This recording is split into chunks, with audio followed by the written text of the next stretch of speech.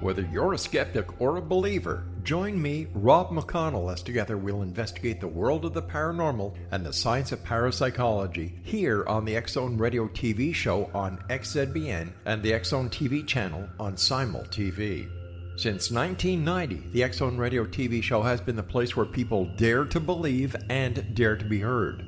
Together, we'll investigate UFOs, aliens, ghosts, Bigfoot, psychic phenomenon, lake monsters, conspiracy theories, government cover-ups, the truth embargo, alien abductions, ESP, haunted locations from around the world, and so much more. With over 28 years of broadcasting and more than 4,500 individual guests, the X-Zone is truly a place where fact is fiction and fiction is reality, as evidenced by the credibility, integrity, and professionalism of the guests that we bring to our international audience. If you have seen a UFO, had a close encounter, seen a ghost, Bigfoot, lake monster, or a story that you would like to share or have investigated, contact me, Rob McConnell, by sending me your email to xzone@xzoneradiotv.com, or you can call toll-free 1-800-610-7035, extension 143, and on Skype, X-Zone Radio TV. For more information on the X-Zone Radio TV show with yours truly, Rob McConnell, visit www.xzoneradiotv.com or www.xzonetvchannel.com or simultv.com and xzbn.net. Until next we meet here in the X-Zone from our broadcast center and studios in Hamilton, Ontario, Canada, always remember, X-Zone Nation, keep your eyes to the sky and your heart in the light.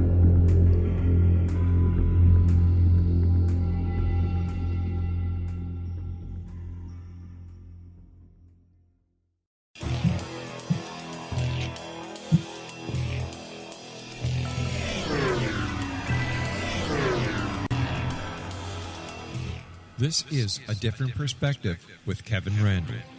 A retired U.S. Lieutenant Colonel, Kevin Randle has been studying UFOs for nearly 50 years.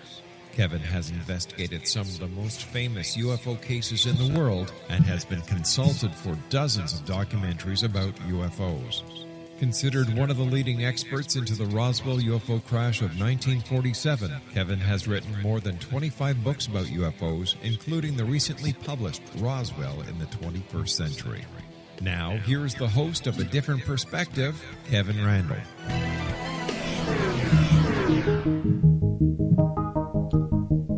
I'd like to say help. I seem to be trapped in Roswell, New Mexico. I can't get away from the place. I'm still here. We're still high atop the International UFO Museum and Research Center, which means I'm still on the ground floor in a room without a window. So I don't know what's going on outside. Today I'm joined by Kathleen Marden, the niece of Barney and Betty Hill, who's been doing abduction research for decades, who's well aware of the Barney and Betty Hill case, because obviously she's the niece. And we're going to be discussing that and some other aspects of ufology.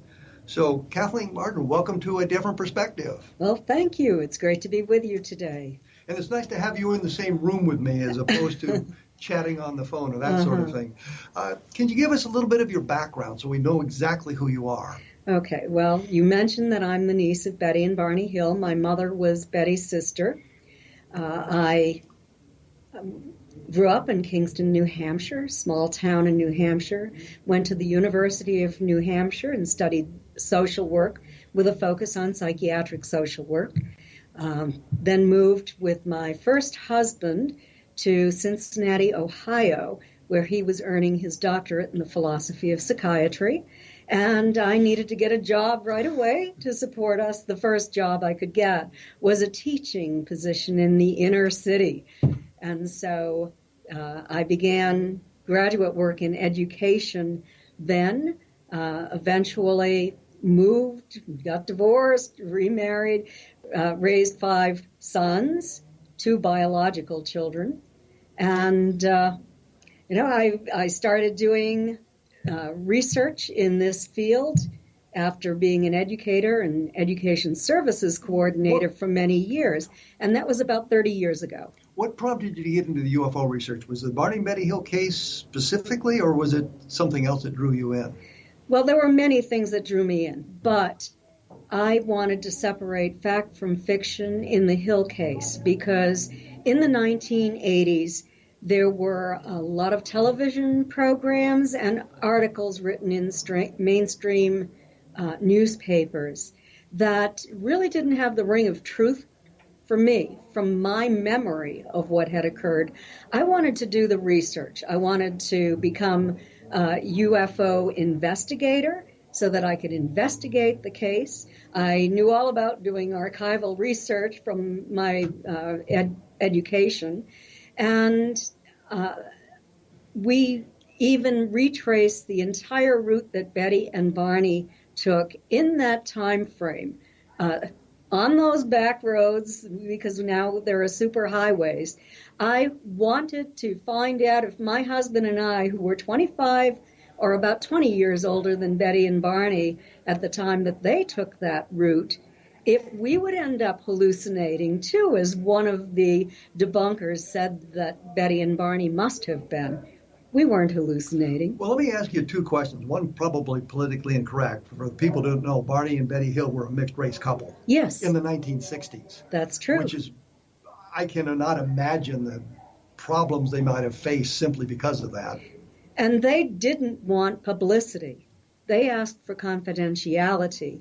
It wasn't them who went forward with the story. The story was published in the Boston Traveler, and it was the result of a violation of confidentiality. So it had a huge impact. One of Betty's friends from Massachusetts knew the entire story. They had met through Admiral Herbert Knowles, who lived in Elliott, Maine, who had an interest in the Hill case.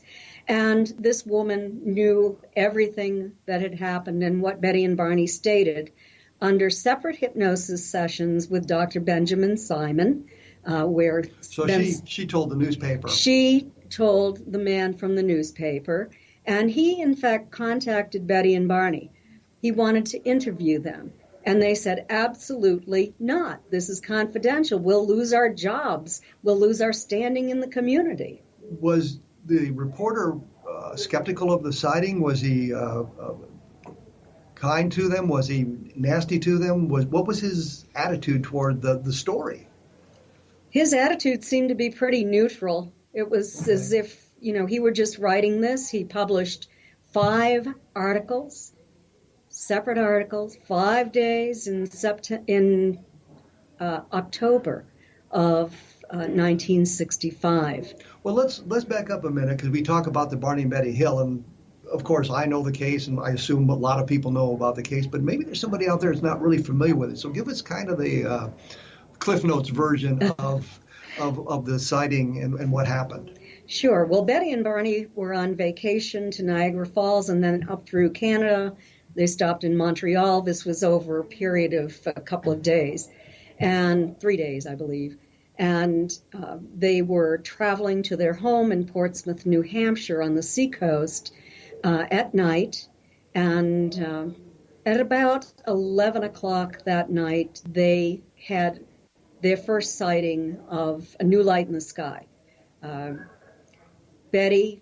Just a light in the sky, like a star? Or... Well, a new light in the sky. Betty at first thought it might be a falling star, but it traveled upward in an arc, and that really attracted her attention. She was trying to identify what it might be. Well, Barney drove along. It was a bright, light night in upstate New Hampshire. Betty continued to watch it as it grew larger and larger in the sky. And finally, she convinced Barney to stop the car. This was south of Twin Mountain at the Mount Cleveland picnic area in New Hampshire. And they got out to take a look at it to try to identify what it was and to walk the dog at the same time. And Barney completely dismissed the idea that anyone could travel here, that any extraterrestrials were visiting our planet. Betty was more open-minded, but she'd never read anything on UFOs in that time frame. So they looked at it for a little while. It moved a little bit in the sky.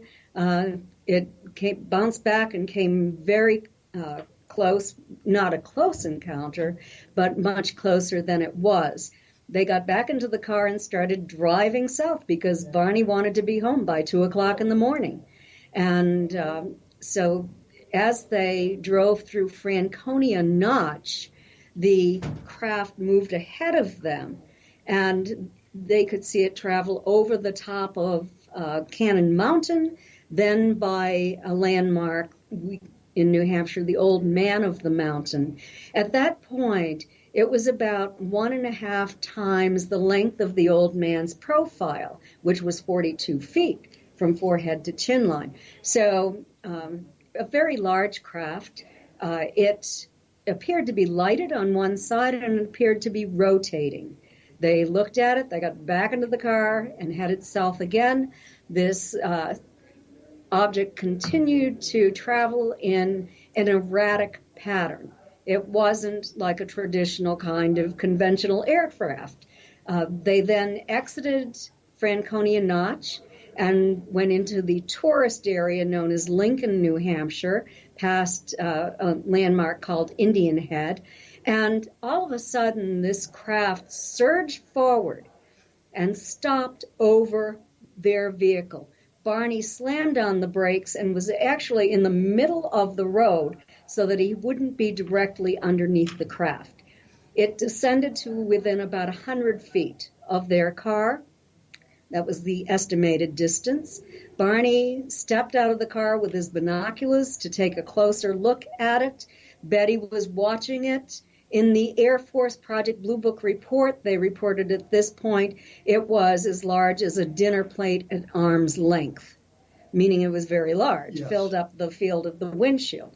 As Barney looked at it, he stepped back, and it then shifted to an adjacent field, and Barney followed it into the field, still trying to identify it, taking the binoculars away from his eyes, shaking his head, saying, "It can't be." And he was having a moment, more than a moment, of cognitive dissonance. But he could see alien creatures at this point? He looked up, with the binoculars? Yes, and this was part of his conscious recall. He could see 8 to 11 non-human entities staring down at him, dressed in black, shiny uniforms. One remained at the window, while all of the others in unison seemed to walk to what appeared to be kind of a panel on the back side of, away from the windows, on the sort of corridor on the front of the craft. And when they did, their arms went up in the air, and these little fin-like structures started to move out of the sides of this like circular disc, and there were red lights there. Then something started to drop down. So, well, we're going to have to break there because it's time for us to do that. When we come back, we'll get to the point where they get taken into the craft and what they might have experienced there and that sort of thing. I'll have more information about this at www.kevinrandle.blogspot.com. And if I remember when we come back, I'll have Kathleen Marden give her website so that you can look up information about her research and what she's been doing in the past several decades. We will be back right after this, so please stick around. I should talk about the buzzing sounds on the trunk after the craft moved over the top of the car. I'm listening to music now.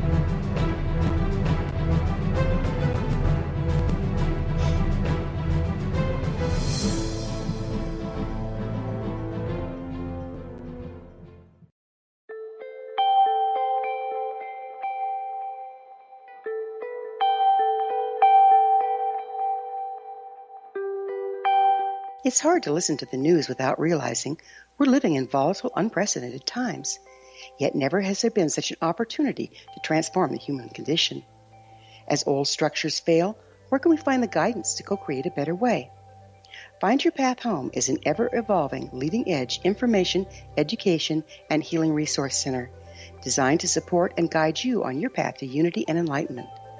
Based on sound principles employed by shamans worldwide, we provide techniques that can support you through the current transitions, offering online shamanic classes, international long-distance shamanic healing sessions, complimentary Mission Evolution radio episodes and Stairway to Heaven TV vignettes, seminars, retreats, and much more. All of this can be found on findyourpathhome.com. So I was watching the X Zone TV channel last night when I was abducted by aliens, and they kept repeating to me over and over again, simultv.com, simultv.com. What's simultv.com? That's what I asked them. They had it written on the side of their UFO. How do you spell that? UFO. No, I mean simultv.com. simultv.com. simultv.com. Right. simultv.com. Interesting that you were abducted by aliens in a simultv.com UFO last night. Oh, yeah? Yeah. Now that you mention it, I remember now last night I was awakened from a deep sleep. My great-grandmother was standing there. She said she'd come from the hereafter to tell me about simultv.com. She even spelled it out for me. simultv.com, sonny boy. simultv.com. simultv.com, sonny boy. Wow. Yeah. Guys, you'll never guess what my psychic guru just told me. simultv.com. Exactly. Are you guys psychic too? Of course. We all know about simultv.com. simultv.com.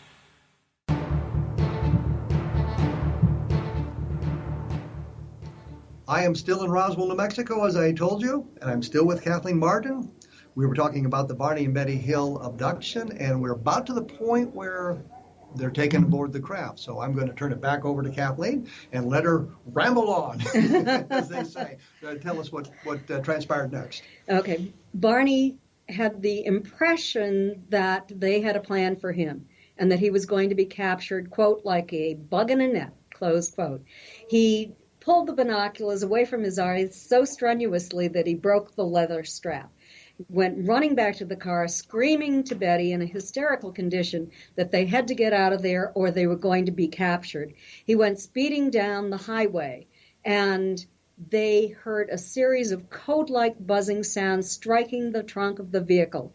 It caused the vehicle to vibrate and for a tingling sensation to pass through their bodies. The next thing they knew, they were 35 miles down the highway with very little memory of what had happened in the interim. They remembered observing a fiery orb sitting on the ground. They remembered observing a roadblock.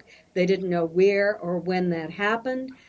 Barney said to Betty, I'm going to prove to you that that was not a flying saucer. I can make those sounds myself on the car.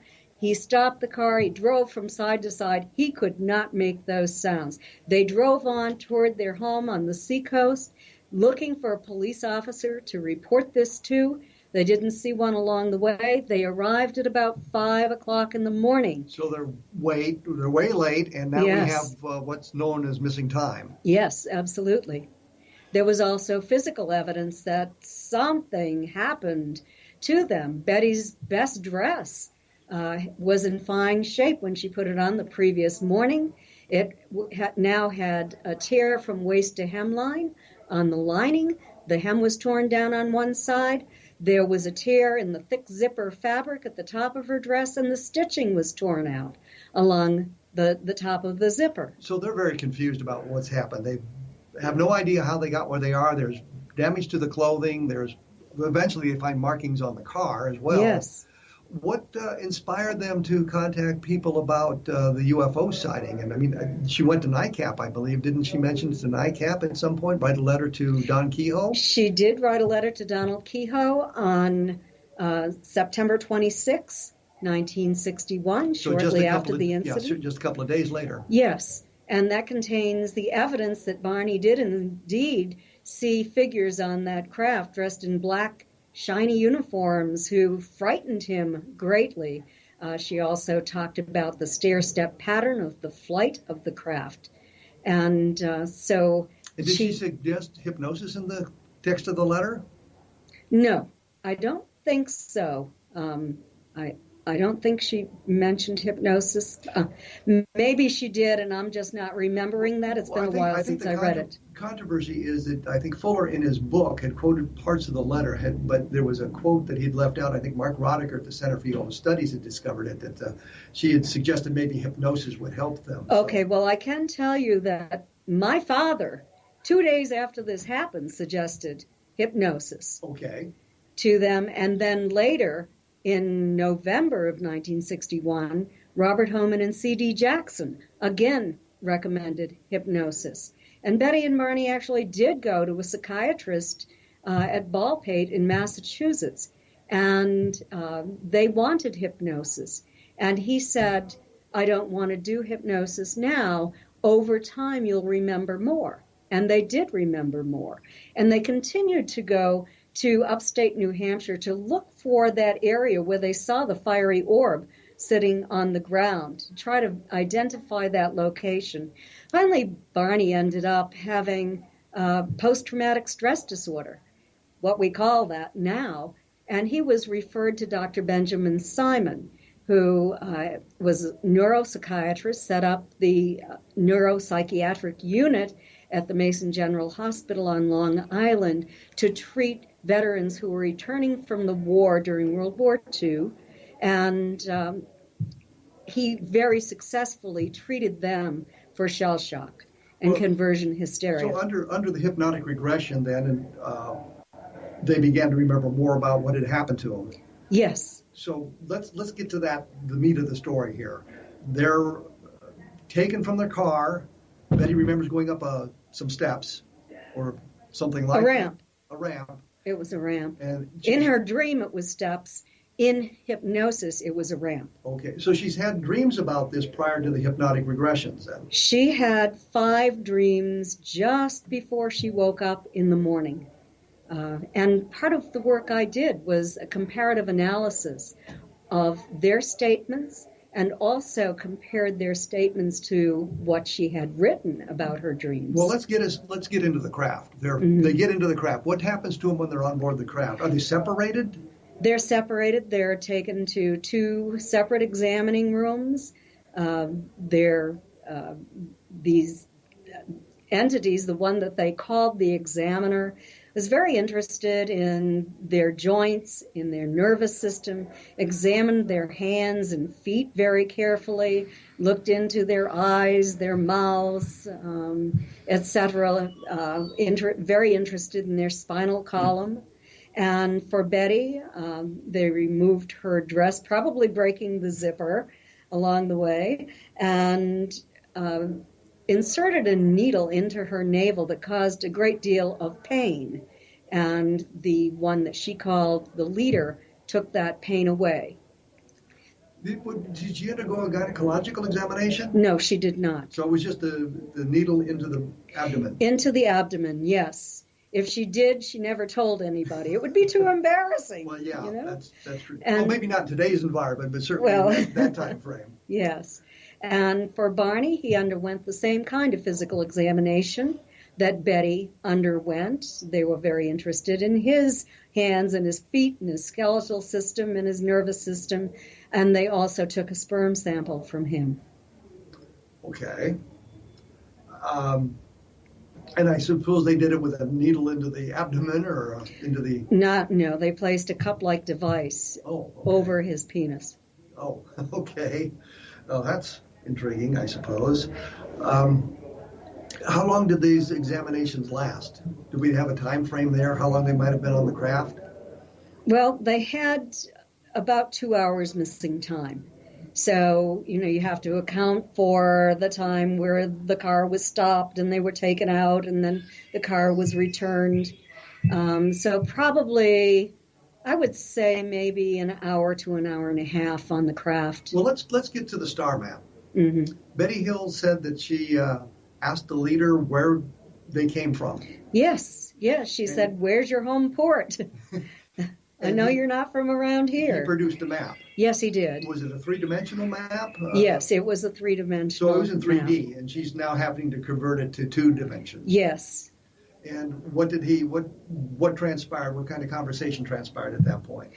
At that point, he said to her, "Do you know where you are on this map?" And she said, "No, I don't know very much about the universe." And he said, "Well, if you don't know where you are, how can I tell you where we are?"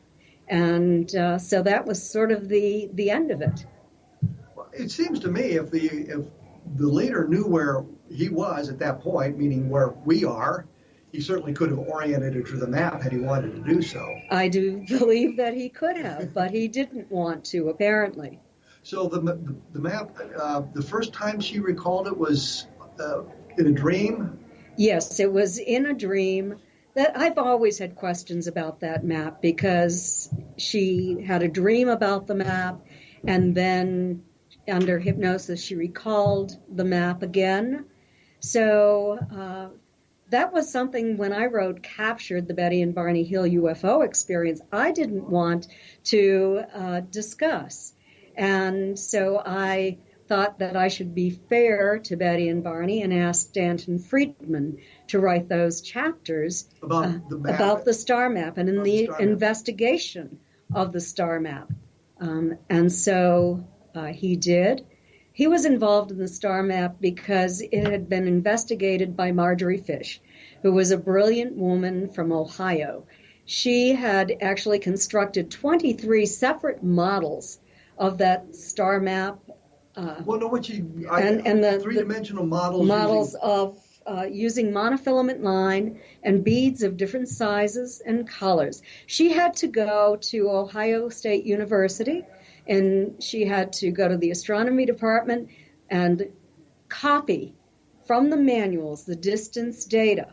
Then she took that data to her house, and she built models of our local galactic neighborhood out 54 light years.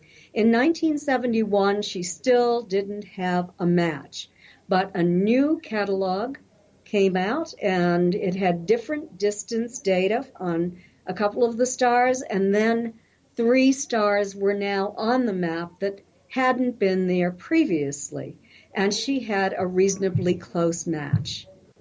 So by studying these from different angles, she eventually found a match for that. But didn't Betty Hill have a different idea where it might have been from? She had come up with a different analysis? Initially, there was something in the Boston newspaper, and I believe it involved Carl Sagan and the discovery of satellite, I think it might have been. It was something that was out there. And originally she thought, gee, that reminded her. Okay. We'll explore this a little bit more in just a moment. We're going to have to take another break. Mm-hmm. Just when it's getting good, we have to take a break. Once again, it's www.kevinrandle.blogspot.com. Your website is? Kathleen-Marden, Marden.com. Well, there you go. We will be back right after this, so please stick around.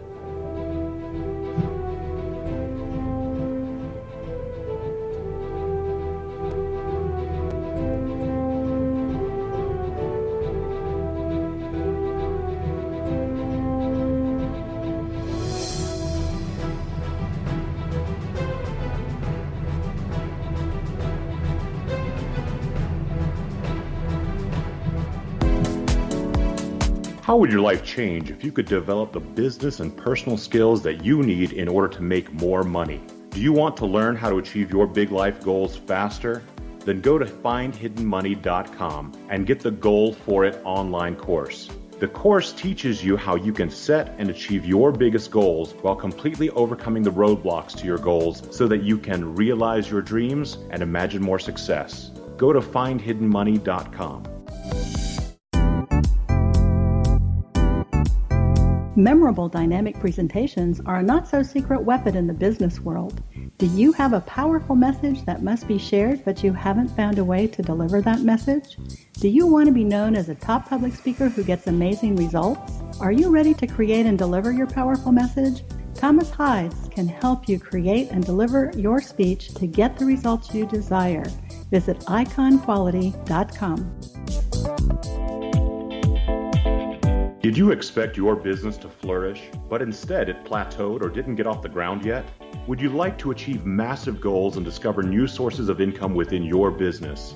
When you're ready to experience that type of success with fast results, Cindy Hendricks is the business coach for you.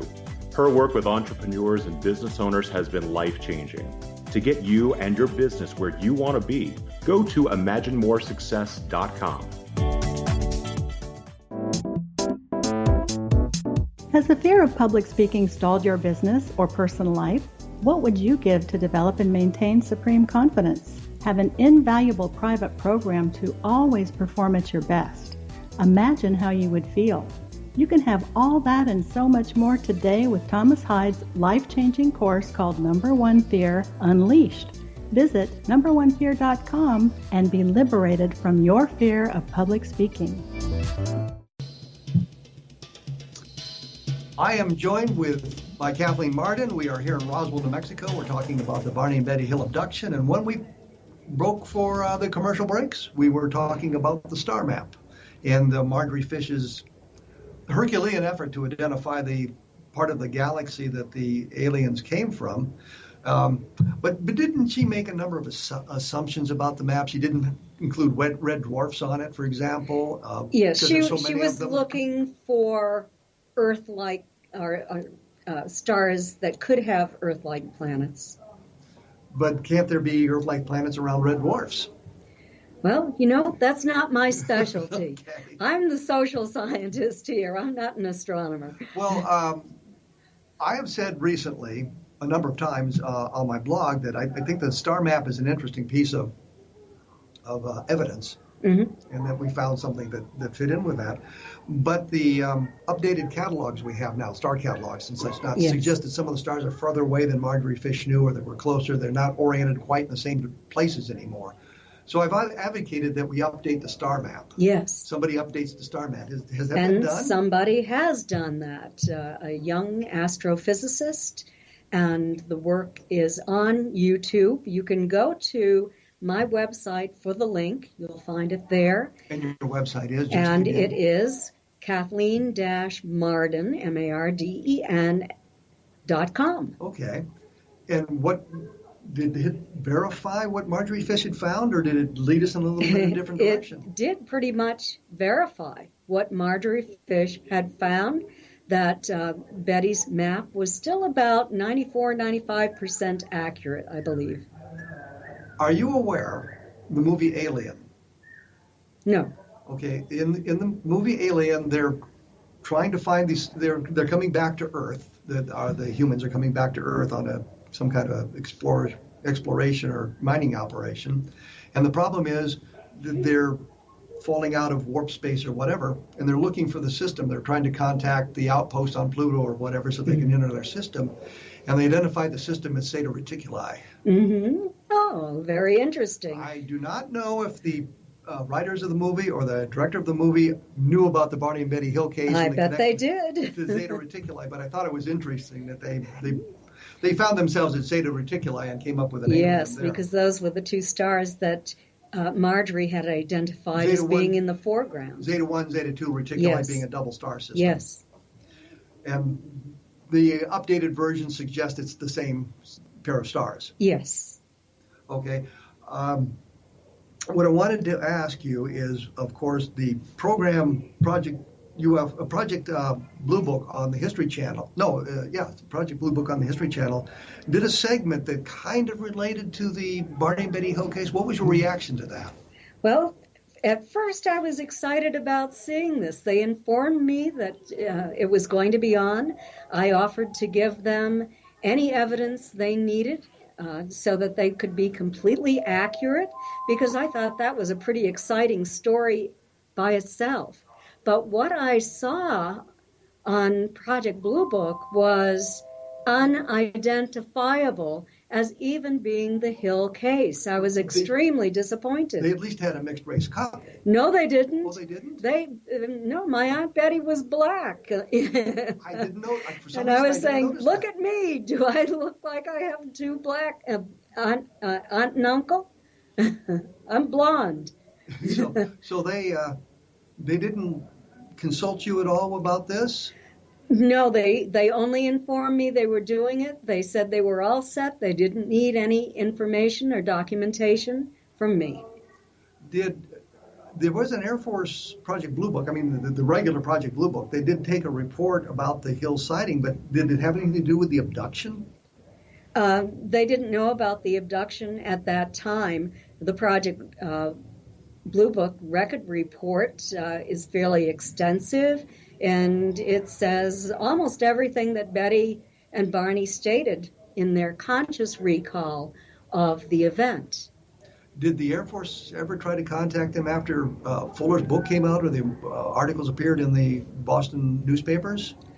I don't think that they did. They said that the witnesses were not available for further interview, which was false. Well, that would raise a question in my mind.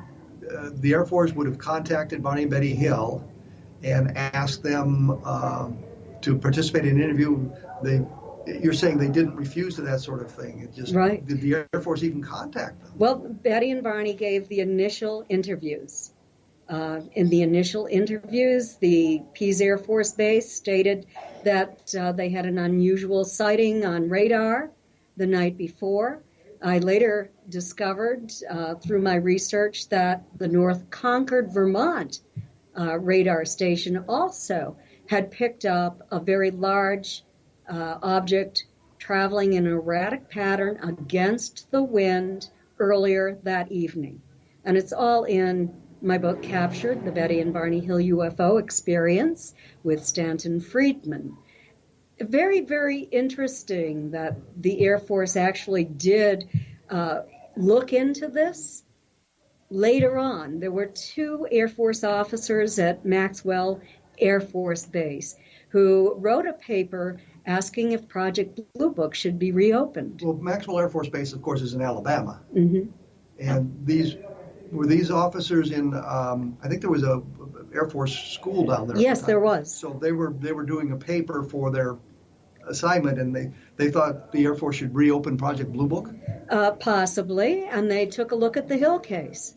And they said that the Air Force's account of what happened to Betty and Barney was almost as erratic as the UFO sighting itself.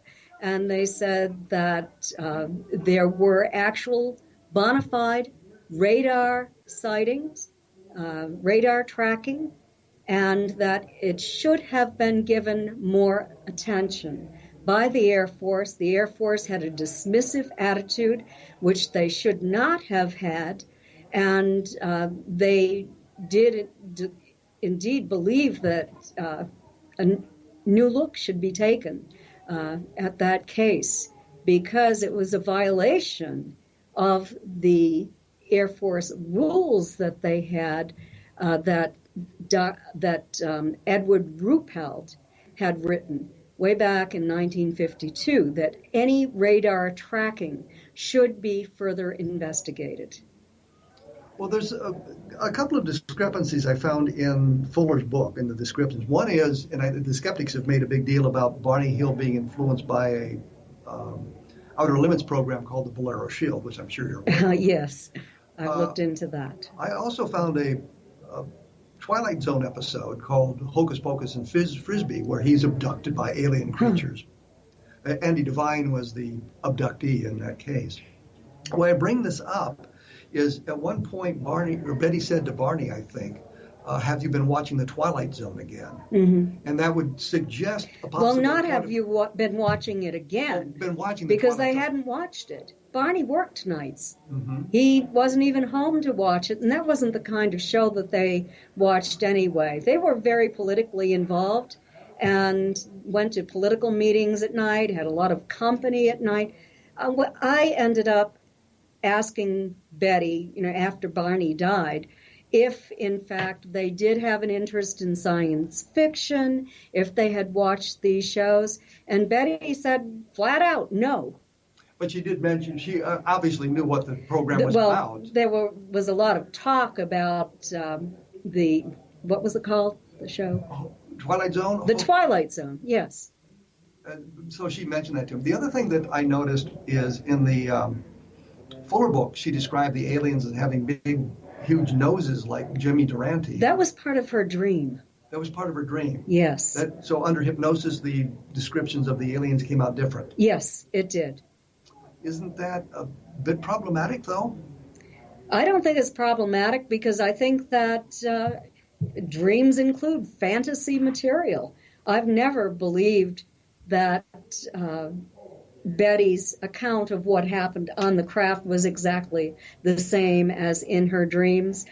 I was highly skeptical, And that's why I did a comparative analysis of their statements. And what I found out is that Betty's and Barney's separate statements under hypnosis meshed, but were different from a lot of the material in her dreams. So Fuller, I guess, based part of his book on material that she had recovered through her dreams as opposed to the hypnotic regression sessions? Well, he did put the hypnotic regression sessions in his book on that topic, and her dreams are published at the end of that book, so you can read those. But I did, a sentence by sentence comparative analysis and discovered. Let me give you an example. In Betty's dreams, she and Barney came to a stop. They were surrounded by these non-human entities. What they said under hypnosis was that 3 went to Betty's door, 3 went to Barney's. They divided into 2 groups. They didn't surround the car. They opened the doors and they took Betty and Barney out. Okay. We're going to have to take another break here. When we come back, I'm going to ask you do a lot of abduction research for MUFON and things like that. So we won't have a lot of time, but we can talk a little bit about what your research has showed you and a couple of questions I have about that. Once again, if you take a look at www.kevinrandle.blogspot.com, I'll link to some of these other stories as well about the Barney and Betty Hill case so you can take a look at it. And while I have you on the phone here, that's a bit of a joke. Take a look at the book Encounters in the Desert, which is my take on the Lonnie Zamora case with the alien creatures and the Air Force investigation of that and how they handled the Air Force investigation. We will be back right after this, so please stick around.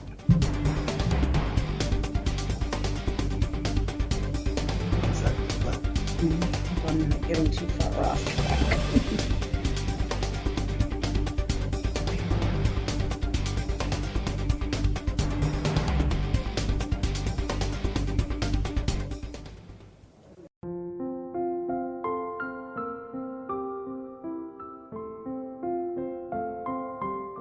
I am Dr. Carl O'Helvey, founder, president of a new cancer foundation focusing on evidence-based physical, mental, and spiritual interventions, including natural cancer cures, prayer, meditation, affirmations, nutrition, and other related holistic cancer prevention and cure modalities. These are used in cancer education, research, and financing care. I ask for your help to continue this important work by donating at www.holisticcancerfoundation.com.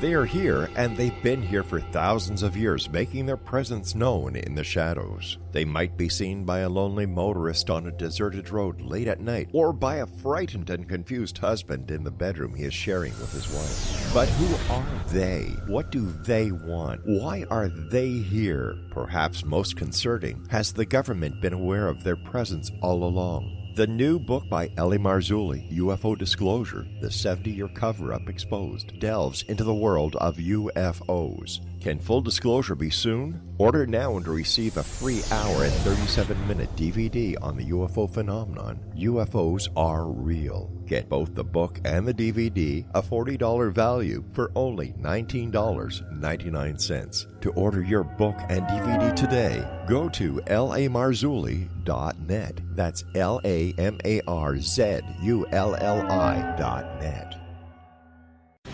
Christopher Fulton is a survivor of the national security state. All he wanted to do was preserve history when he acquired a Cartier watch from the estate of President Kennedy's personal secretary. But that simple act set off a terrible chain reaction. He was pursued by the U.S. Justice Department and the FBI, thrust into the middle of the U.S. government's Assassination Records Review Board, even monitored and pursued by the Russian government. All because that Cartier watch was the missing link of evidence, a timepiece worn by JFK that fateful day in Dallas, a link resulting in Christopher being incarcerated and attacked for 9 years years because he opened a hidden chapter in history. The intriguing journey outlined fully in Christopher Fulton's memoir, The Inheritance, is available now through TrineDay.com or Amazon.com. The Inheritance, Poisoned Fruit of JFK's Assassination by Christopher and Michelle Fulton is a must-read, an incredible tale of how easily our own government can overrule justice. The Inheritance, Poisoned Fruit of JFK's Assassination.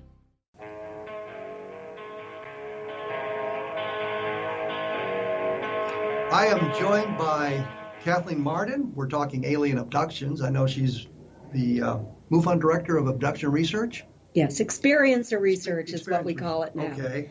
One of the questions I wanted to ask you is about sleep paralysis, because many of the symptoms of sleep paralysis mimic the symptoms of alien abduction. Absolutely. And I've been very concerned about that. Is there a way to separate a legitimate episode of sleep paralysis from an alien abduction? Is there some kind of methodology that can be used to determine whether it was just sleep paralysis as opposed to an abduction? Well, what I did in one of our most recent studies is we asked the question, have you awakened, paralyzed, able only to move your eyes, and have you seen figures in your bedroom? Well, nearly all of the experiencers said yes, they had. And then I asked, have you been wide awake and observed figures coming into your environment and then become paralyzed? And those who were identified as abductees stated yes, but only a very small percentage, only 35% of the 516 experiencers said that. So most of them had the characteristics of sleep paralysis, but only a smaller percentage had the characteristics of a person who had a real experience where they were wide awake, saw entities, and then became paralyzed. So then you're suggesting you do not carry further research on those that have experienced sleep paralysis? You tell them that they only have been sleep paralysis? No, that we don't do that.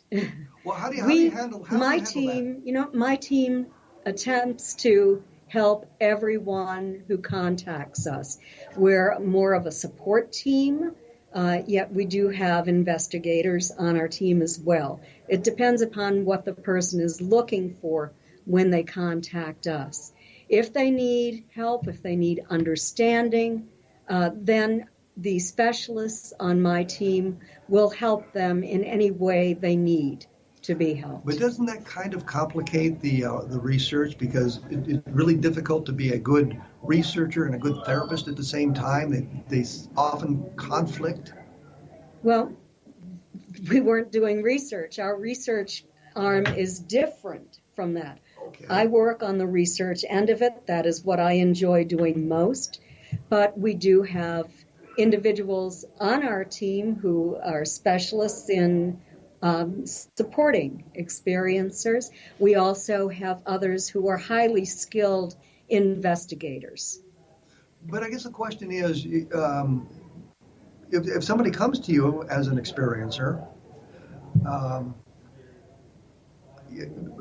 guess I'm trying to form the question actually, is how do we separate the research from the therapy? Because they're going to different teams. Right. Well, what we do is members of my team speak with these individuals in a non-judgmental way. It depends upon what they're looking for. If they want an investigation, if they have evidence, which a lot of people don't have, but if they have evidence, then we can proceed with the investigation. If they simply feel traumatized, if they want a support group, if they want to enter into a private relationship with a psychotherapist or a hypnotherapist, we also have a list of vetted individuals, professionals that they can enter into a private relationship with, and they are then separated from MUFON. So you've got a group of experiencers who come to you, and they come to you for an investigation to find out what happened to them, and they're treated differently, which is really kind of pejorative, I guess, to say that. Yes. But treated they go into a different group for the investigation, so there's no real therapy going on there? They can have therapy after the investigation, but the investigation is scientific. We're looking for scientific evidence, and the investigation has to take place before we can go into the support part of that. But it's the person who comes to you determines which group they go into. Yes, absolutely. It's their decision. Has there been any startling finds, any things that you found that has been really surprising to you when you're looking into these things? Well, for me, occasionally I do my own investigations, and the typical abduction investigation is old hat. It's become boring. So I have done an investigation that I found to be highly credible. This took place at an airport in southwestern United States. The owner of the airport, and commercial pilots were the witnesses in this case. And it was very similar to what happened on the Skinwalker Ranch in northeastern Utah. And so I found that to be fascinating. What was it? What do you mean similar to the? Well, we had UFOs that came in that were being filmed, that were observed by MUFON investigators. We also had an abduction that started to take place. We had time slips where the witness and his mother actually saw mammoths grazing on a grassy plain instead of the runway. One night there was kind of paranormal phenomena going on. Very, very strange. Well, you know what the skeptical reactions would be. What were they drinking? Right, yes, but they did not drink. But, I mean, it sounds like hallucinations. It does, but there are witnesses, too, so all of them had to be hallucinating at the same time. But if they're all together and they're discussing what's going on, I mean, that suggests some kind of contamination is possible. Well, I disagree with that. I disagree because I think people are capable of having their own thoughts, and they'd have to be pretty darn gullible. I'm saying that when you get into a group like that and you start discussing these sorts of things, that you can cross-contaminate one another, and then there are many examples of that happening where people's. Well, if you want to bring in public hysteria, where people are just dying to see a UFO and they can convince themselves that that's what they have seen. But this is different. There was a former state cop involved in this. But there was some kind of external evidence for this, not just the testimony? I had photographic evidence of it as well. Has this been published somewhere? I wrote a little bit about it in my new book. And that new book is Extraterrestrial Contact, What to Do When You've Been Abducted. So I'm doing an awfully good job of getting you opportunities to mention your book. Absolutely. I appreciate that. Which is the whole point, I guess. Here. So is that book out now, or is it you just... It will be released on September 1st, but it's available for purchase on my website. Physical copies? Or? Yes, physical copies. So it is available then? Because I purchased those copies.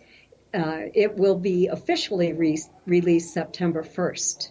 And the evidence, the physical evidence, it's photographic evidence, I assume, or is there landing traces? There's a little bit of photographic evidence in what I have written. I've written about a variety of different cases that I have personally investigated. In one of those cases, the witness was diagnosed with lymphoma and was healed, and actually has photographic evidence of an orb that slid down his wall, traveled across the room, dove down into his body. He slept for 12 hours, and when he awakened, the nodes in his neck were much smaller than they had been. By the time he went in for surgery, he had 4 tiny necrotic nodes removed. There's a medical doctor who has his records and has written about that in Free's book, Beyond UFOs. But is that necessarily extraterrestrially related? Well, he Could it was. be some He other kind of is paranormal activity. possibly, but he is an abductee, and there was evidence of that. The evidence would be quickly because Well, I'm out of time. yes. Aside from his sightings, I had submitted his T-shirt for analysis in a laboratory. He had a possible implant removed. It hadn't been there before he had been abducted. It was there. It was removed and sent to a scientific laboratory. Unfortunately, it had dissolved by the time it was ready to be analyzed, and that has happened in other cases as well. Well, I hate to say this, but we're out of time. Well, I mean, it's been a fascinating discussion, and I enjoyed some of the insights into the Barney and Betty Hill case that comes from someone who knew them intimately, as opposed to researchers and that sort of thing and skeptics. Mm-hmm. The website, once again, is... It is Kathleen-Marden.com. And you have a lot of information up there and resources available. Yes, there is a lot of information on that website, and you can purchase autographed copies of any of my books there. Well, thank you very much, Kathleen. I appreciate you joining us here in Roswell, New Mexico. I mentioned that again so people know we're actually in Roswell, New Mexico. And I'm sitting in the room with Kathleen. Face to face. Which is kind of fun as well. Once again, I'll be doing stuff on my blog at www.kevinrandle.blogspot, and the next show up will probably be my reflections on what happened in Roswell, meaning during the festival and that sort of thing, when we come back in about 167 hours from this. So look us up, take a look, and have fun out there. Thank you for listening. So are you interviewing all of the researchers here?